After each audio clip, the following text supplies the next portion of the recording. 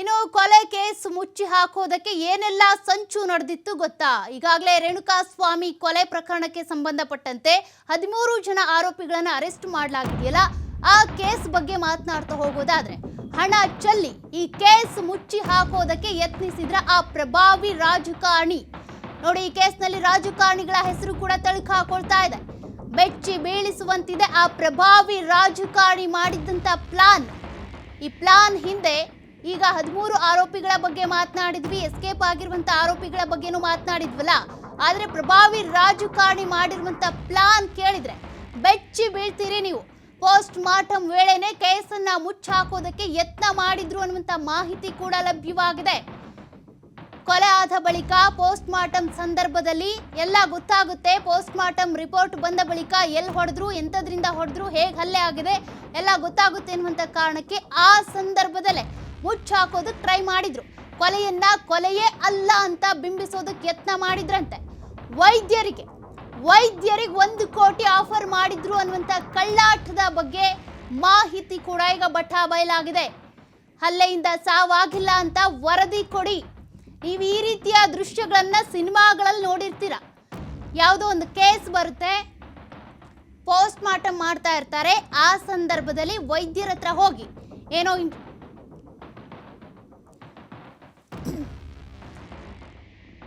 ಅಥವಾ ಕೊಲೆ ಮಾಡಿರ್ತಾರೆ, ಆ ಆರೋಪ ಕೇಸ್ ಏನಿದೆ ಮುಚ್ಚಾಕೋದಕ್ಕೆ ಟ್ರೈ ಮಾಡ್ತಾ ಇರ್ತಾರೆ. ಅಂಥದ್ದೇ ಸನ್ನಿವೇಶ ಇಲ್ಲೂ ನಡೆದಿದೆ. ಸೆಲೆಬ್ರಿಟಿ ಆಗಿರುವಂಥ ನಟ ದರ್ಶನ್ ರೌಡಿ ಶೀಟರ್ ಅನ್ನುವಂಥ ಕಳಂಕ ಈಗ ಮೆತ್ಕೊಂಡಿದೆ. ಆ ಕಳಂಕದಿಂದ ಹೇಗೆ ಹೊರಗೆ ಬರ್ತಾರೆ? ಶಾಂತಿ ಸುವ್ಯವಸ್ಥೆಗೆ ಭಂಗ ತರುವಂಥ ಆರೋಪದ ಮೇಲೆ ಆಗಾಗ CRPC 110 ಅಡಿಯಲ್ಲಿ ಅಂದರೆ 110 ಅಡಿಯಲ್ಲಿ ಕೇಸ್ ದಾಖಲಾಗ್ತಾ ಇತ್ತು. ಆದರೆ ಈಗ ಆ ಕೇಸ್ಗಳೆಲ್ಲ ಕೊಲೆ ಕೇಸ್ನಲ್ಲಿ ಒಳಗೆ ಹೋಗಿರುವಂಥದ್ದು. ಆರೋಪಿ 2 ಆಗಿ ಅಂದರೆ A1 ಅಲ್ಲ A2 ಆರೋಪಿ ಆಗಿ ಚುನಾವಣೆಗಳ ಸಂದರ್ಭದಲ್ಲಿ ಮುನ್ನೆಚ್ಚರಿಕೆ ಕ್ರಮವಾಗಿ ಮನೆ ಮೇಲೆ ಪೊಲೀಸರು ದಾಳಿ ಮಾಡಲಿದ್ದಾರೆ. ರೌಡಿ ಶೀಟರ್ ಓಪನ್ ಆದರೆ ಏನಾಗುತ್ತೆ ಅಂತ, ಅಂದರೆ ಈ ಹಿಂದೆ ಇರುವಂಥ ಕೇಸ್ಗಳನ್ನು ನೋಡೋದಾದರೆ ಯಾವ್ಯಾವ ಕೇಸ್ ಇತ್ತು, ಯಾವ್ಯಾವ ಕೇಸಲ್ಲಿ ಒಳಗೆ ಹೋಗಿ ಬಂದಿದ್ರು ಅದೆಲ್ಲ ನೋಡೋದಾದರೆ ರೌಡಿ ಚಟುವಟಿಕೆಗಳಲ್ಲಿ ಸಕ್ರಿಯರಾಗಿದ್ರು ಅನ್ನೋದು ಕನ್ಫರ್ಮ್ ಆದರೆ ಆ ಆರೋಪದ ಮೇಲೆ CRPC 110 ಅಂದರೆ 110 ಅನ್ನು ಕೂಡ ದಾಖಲು ಮಾಡಲಾಗಿದೆ. ಅವೆಲ್ಲ ಕೇಸ್ಗಳು ಕೂಡ ರೀಓಪನ್ ಆದರೆ ಏನಾಗುತ್ತೆ? ಆ ತನಿಖೆ ಕೂಡ ಚುರುಕುಗೊಂಡ್ರೆ ಅದೇ ವೇಳೆ ತಹಶೀಲ್ದಾರರ ಮುಂದೆ ಹಾಜರಾಗಿ ಬಾಂಡ್ ಸಲ್ಲಿಸಬೇಕಾದಂಥ ಪರಿಸ್ಥಿತಿ ಕೂಡ ಈಗ ಎದುರಾಗಲಿದೆ. ರೌಡಿ ಶೀಟ್ ಓಪನ್ ಆದರೆ ಏನಾಗುತ್ತೆ ಅನ್ನುವಂಥ ಸಾಧ್ಯತೆಗಳ ಬಗ್ಗೆ, ಜೊತೆಗೆ ಪೊಲೀಸರು ನಡೆಸುವಂಥ ರೌಡಿ ಪರೇಡ್ನಲ್ಲಿ ಕೂಡ ಇತರೆ ರೌಡಿಗಳಂತೆ ನಿಲ್ಬೇಕಾದಂಥ ಪರಿಸ್ಥಿತಿ. ಅಂದರೆ ಈ ರೌಡಿಗಳನ್ನೆಲ್ಲ ಕೂಡ ಪರೇಡ್ ಮಾಡಿಸ್ತಾರೆ, ನೀವು ನೋಡಿರ್ತೀರಾ, ಕೇಳಿರ್ತೀರಾ.